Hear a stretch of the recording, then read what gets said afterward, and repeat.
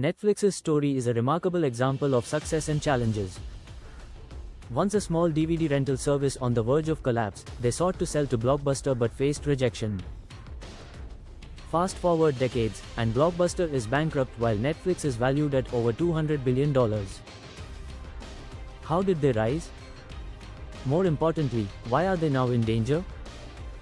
The journey began in 1997 when Mark Randolph and Reed Hastings brainstormed ideas for a business. After multiple failures, they landed on sending DVD rentals through the mail.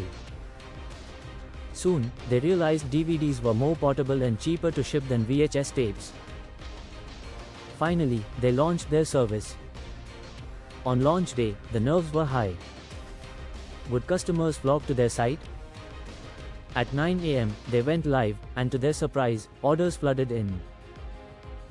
However, technical difficulties hindered their momentum. Despite this, they ended the first day with an impressive 137 orders, a promising start. Initially, Netflix offered DVDs for sale, which led to higher sales but limited rentals. They quickly pivoted to a rental-only model, which allowed for more sustainable profits. Then, they found themselves in negotiations with Jeff Bezos from Amazon, who wanted to buy them, but they chose to remain independent. Later, Netflix introduced a subscription service, eliminating late fees and allowing people to rent multiple DVDs at once without rush. This led to skyrocketing growth, especially as DVD players became more affordable.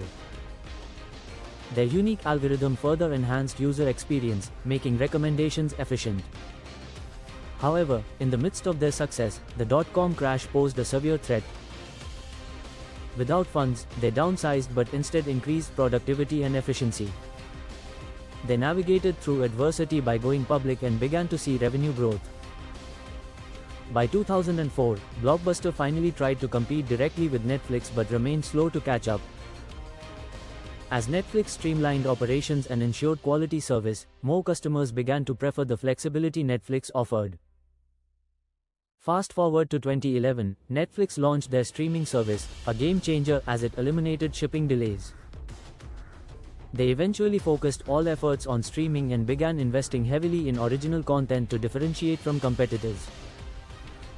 Netflix's investment in original content proved effective, leading to acclaimed shows like House of Cards.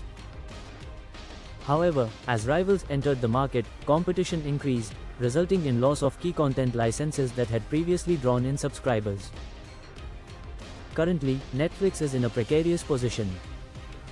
While they boast around 220 million subscribers, the competitive landscape has led to significant challenges. Major networks are pulling content to promote their platforms, and rising operational costs are straining profit margins. The latest efforts to regain subscribers include limiting password sharing and introducing an ad-supported tier, which faced backlash from loyal customers.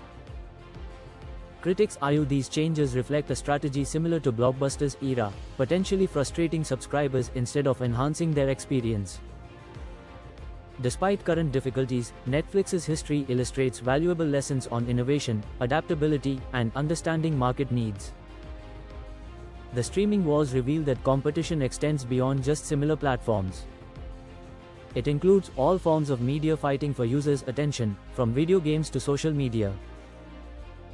Can Netflix innovate again to reclaim their stature? Or will they face the same fate as Blockbuster? The story continues, but one lesson is clear: adapt or risk obsolescence. Subscribe to keep up with this ever-evolving tale in the streaming landscape.